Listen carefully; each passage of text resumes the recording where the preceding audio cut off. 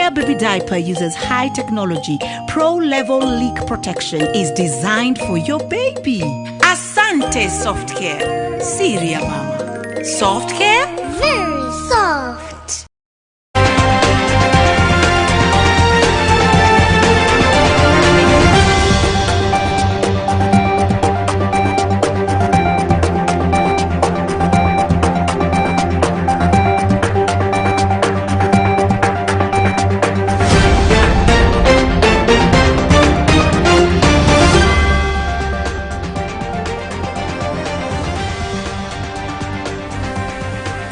And you're right on time for Maisha Prime. My name is Bushabi Jr. Thank you so much for tuning in to Maisha TV. This is Maisha Prime, but first, let's get the headlines. When we have more almost 20 institutions of high learning, you can go back at home, do your mathematics between you and me, who is a stupid student.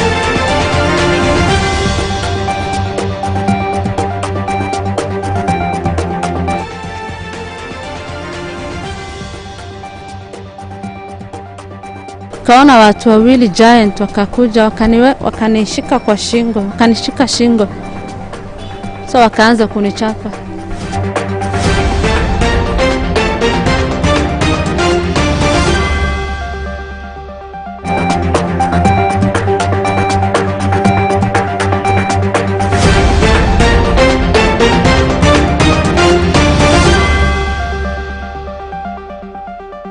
Welcome. Court boss Francis Atwoli insists that the BBI process will proceed to a referendum, albeit the obstacles before the 2022 general elections. The court leader is now blaming the media for what he terms as an anti-BBI narrative push through their coverage of the process. This comes at the eve of the start of the BBI appeal hearing at the courts on Tuesday, where the proponents have elicited high hopes of a win. African is a cursed person. The BBI wrangles continue on Tuesday this week as the BBI promoters exercise their muscles to face off with the anti-BBI legal team. The legal team, drawn from President Uhuru Kenyatta, opposition leader Raila Odinga, and the electoral body IEBC, will be going head-on with the petitioners, who won the first round after the High Court declared the BBI bill unconstitutional. The bill continues to elicit mixed reactions, the latest being Francis Atwoli, who condemned the BBI proponents, saying the bill is set to create and address new governance for the country. Why would have you stopped the BBI? We said, let us create governance, the area of governance. We address the area of governance, we are at home and dry. But when two communities come together, they say, after we win, we will share among the two. When we have more almost 20 institutions of high learning, can go back at home, do your mathematics between you and me, who is a stupid student. Atwoli continued by saying that it is the duty of the labor movement globally to stand up for its citizens on the type of administration governing them. And it is the duty of labor movement globally to stand up and say the incoming administration must be a responsive, protective, guiding and guardian to the citizens. However, he said that he knows politicians well enough to know who is good and who is not on matters of governance for the nation. And if you are born here like me, I know everybody in the system. And when I tell you so and so is bad, you say, oh, Atwoli has abandoned workers. He's now talking about politics. With a move to amend the constitution through a parliamentary initiative, which received a backing from the National Assembly Speaker Justin Muturi, the proponents of the initiative described it as a win-win process that will not divide Kenyans through a highly judged referendum. BBI promoters are afraid time might be a huge blow to the process, with information of having it caused to postpone the 2022 general elections, which is around the corner. But Deputy President William Ruto has opposed any schemes to postpone the elections. Hii nchi Mungu atatupatia viongozi watakaofuata kutoka hapa. Don't worry, mtu asiwatie hofu. God is in control. We will have peaceful elections. We will have a peaceful moment from now to 2022. Mtu asiwatie hofu kwamba pengine kukaenda kukaharibika. Haiwezi kuharibika, because we believe in God.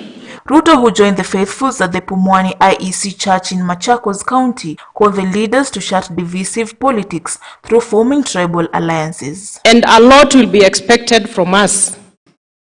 So ni lazima tujipange na tuwe tayari kuwajibika. I do not wish one day to engage myself in electing a president who is my brother, if I know that brother of mine is not the right person for this country. Give Kenya the best leaders to drive us forward, in regardless to where we come from, what tribe we are. Bad politics breeds bad life. And as a man, I'm the only person from a pressure group, free and independent labor movement in this country, to tell you the truth. A group of the senators and members of parliament had earlier plotted on a parliamentary take over the constitution review exercise and have the Supreme Law amend on clauses which did not require a referendum. This was before the court's huge blow after it declared the bill unconstitutional. Reporting for Maisha TV, I'm Mogashin.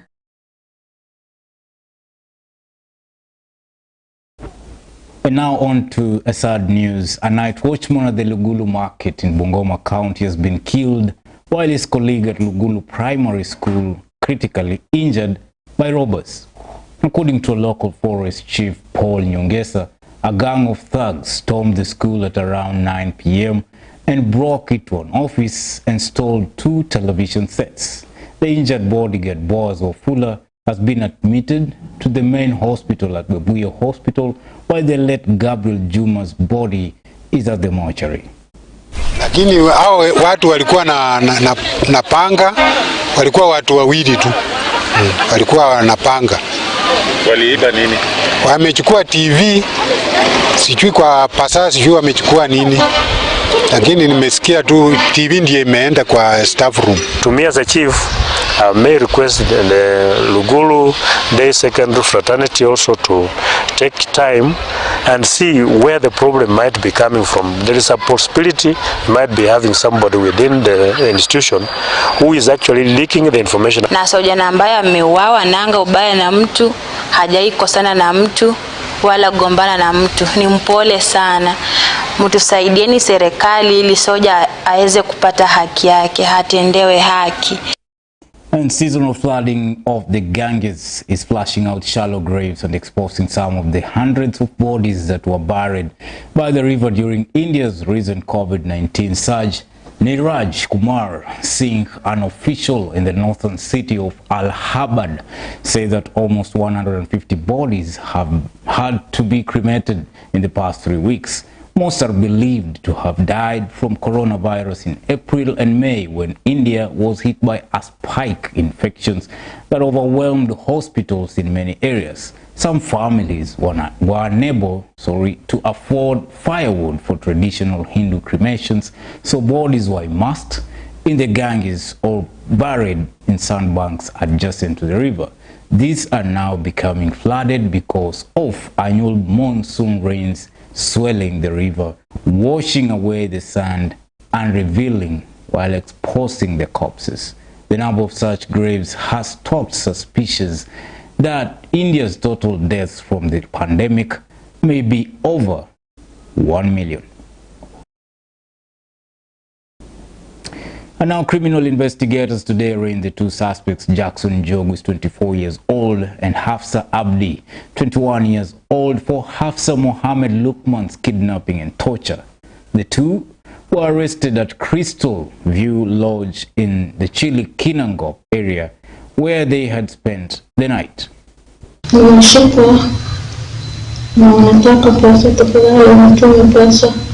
It is no secret that your enemy could be the person close to you, so close that their vicious act of betrayal can unsuspectingly go on for a long time.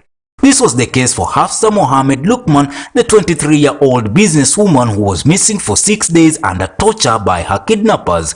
Days later, she revealed that it was her friend who lured her to the kidnappers. Tulikuwa jirani, hatukuwa tunajuana sana. So msichana akachukua namba yangu, kanitafuta. Kaniambia tunataka tukue business shares. Hafsa Lukman confirmed to the world that Hafsa Abdi, the woman arrested on Sunday morning at Kinangop with another suspect, was a mastermind in her kidnap and subsequent torture. Hours before she was reported missing, surveillance camera recordings at her shoe shop showed Hafsa Lukman entering the store at 4:44 p.m. on Tuesday, June 15th. She was in the company of another woman identified as Hafsa Abdul Wahab at the time. Hafsa Mohammed is seen in the surveillance footage leaving the store together with Hafsa Abdi few minutes after they walked in. Kaona watu wawili giant wakakuja wakanishika kwa shingo, wakanishika shingo. So wakaanza kunichapa. After that wakanifunga macho, mkono na mguu.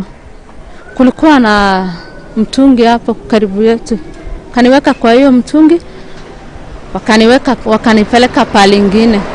Penye sasa nimepatikana. Hafsa Abdi seen making eye contact with an unknown man seated on the waiting bench at the shop when the duo is leaving the premises. On that fateful day, June 15, 2021, Hafsa Lukman said she was in her usual place of business at California in Eastleigh when Hafsa Abdi stopped by and asked to be escorted to Kayole. At the store in Kayole, Hafsa Lukman says she said her evening prayers and then hell broke loose when she finished. All this while, her friend whom she had accompanied there was in a deep conversation on the phone via texts. She said the men held her by the neck and started beating her up. Then they covered her mouth with sawdust, barring her from calling for help. She adds that after beating her up, they covered her eyes, tied her hands and feet, then put her in an empty water tank which they used to transport her to a dingy house in Matopeni where the detectives rescued her. Criminal investigators arrested the two suspects, Jackson Jogu, who is 24 years old, and Hafsa Abdi, 21 years old, for Hafsa Mohammed Lukman's kidnapping and torture. The two were arrested at Crystal View Lodge in the Chile Kinangop area where they had spent the night. They allegedly fled from the scene when they realized detectives were closing in on them. Today, the two suspects were arraigned in court. The Directorate of Criminal Investigations now wants Hafsa Ahmed Abdi and her boyfriend Jackson Jogu, alleged to have kidnapped their friend Hafsa Mohammed, detained for 14 days to complete the probe in the matter. According to an affidavit filed before Makadara Court, detectives want to be allowed to continue holding the two suspects at Buruburu Police Station in order to complete investigations for allegedly kidnapping Hafsa. Investigating Officer Mary Wandia says that the two were arrested over the weekend and they need more time to complete the ongoing investigations. The officer adds that there are other suspects who are still at large and police believe that there are multiple crime scenes involved which can only be accessed with the help of the two suspects. Maisha TV. And Wiper Democratic Movement leader Kalonzo Musyoka's refuted claims that Wiper Democratic Movement is open to political talks with UDA associated with Deputy President William Ruto. Kalonzo said Honorable Makau made the remarks out of anger over the mistreatment Wiper and her sister parties of the NASA have gone through in the hands of ODM. Let's have a look. It is the season of crafting political partnerships as politicians fight for survival ahead of the 2022 polls. The season of transfer have been open. But history proves that coalitions in Kenya never last long. Deputy President William Ruto has, however, called on politicians to avoid crafting tribal outfits as 2022 realignments take shape. Viongozi wengi wanapanga mambo ya siasa, wakipanga vile wataungana ili kukabiliana na wapinzani wao.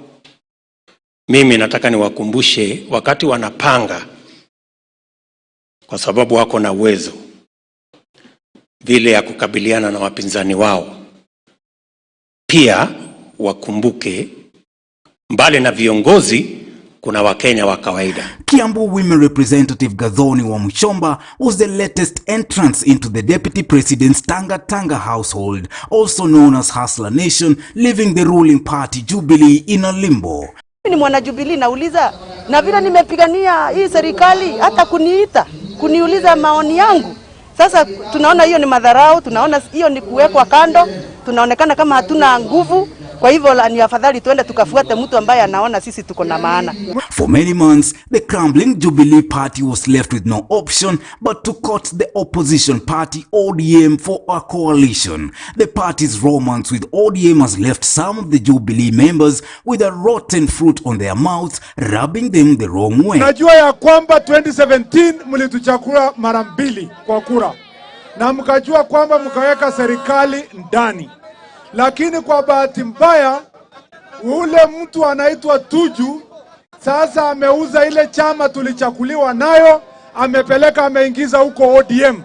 Sasa mimi nataka kuuliza nyinyi watu wa Katanga, nyinyi mmenaswa? The issue and the idea of a coalition is very welcome. However, I think while you're doing that, there are certain things that you need to do first. And the issue of strengthening your own party so that you can be able to bargain even with the person you're getting into a coalition with. Because you bargain on the basis of strength. And somewhere September, there will be a stampede in Karen. But thank God, our Hustler mansion is large enough. It can accommodate all Kenyans. Some of the president's strongest allies have downplayed the defections, though, saying they were inconsequential. Even with the meticulous realignments and sabotageous defections, a smooth transition from one political outfit to another is yet to give a clear understanding of what to expect in the 2022 general elections. ODM leader Raila Odinga has issued a tsunami alert ahead of the 2022 polls, warning of landslide political victories.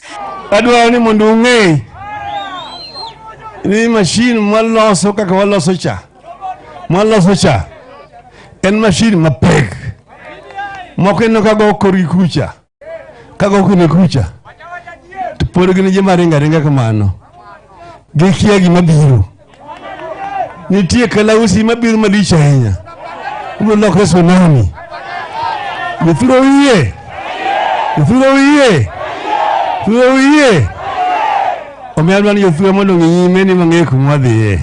His main political challenger, Deputy President William Ruto, though, is however not shaken by the prospect. Mimi nataka niwakumbushe wakati wanapanga, kwa sababu wako na uwezo vile ya kukabiliana na wapinzani wao.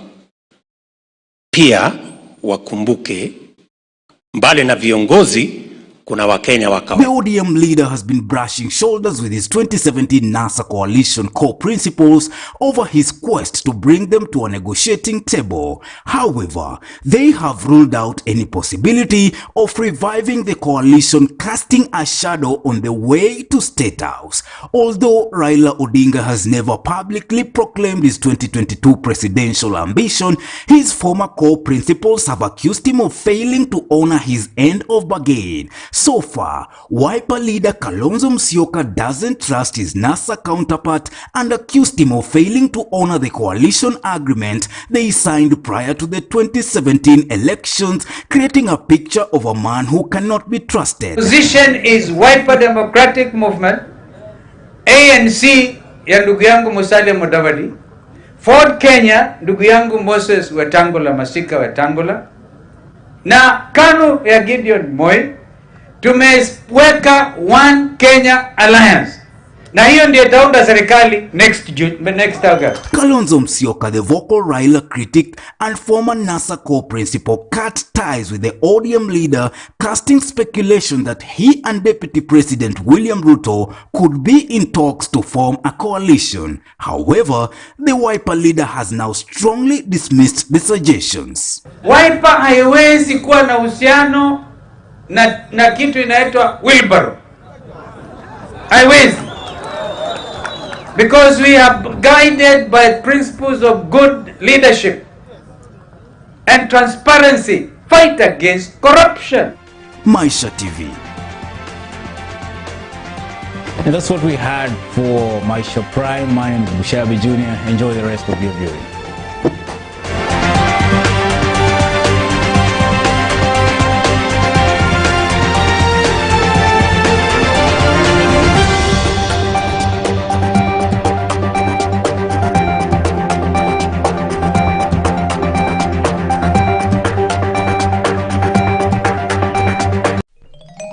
Good morning, my baby. I am fine, fine, fine. How did you feel, baby? So fine, fine, fine. Why so fine, fine, fine? Soft hair, fine, fine, fine. I'm happy you're dry. Soft hair, very soft. Soft Care Baby Diaper uses high technology. Pro-level leak protection is designed for your baby. Asante Soft Care. Siria Mama. Soft Care? Very soft.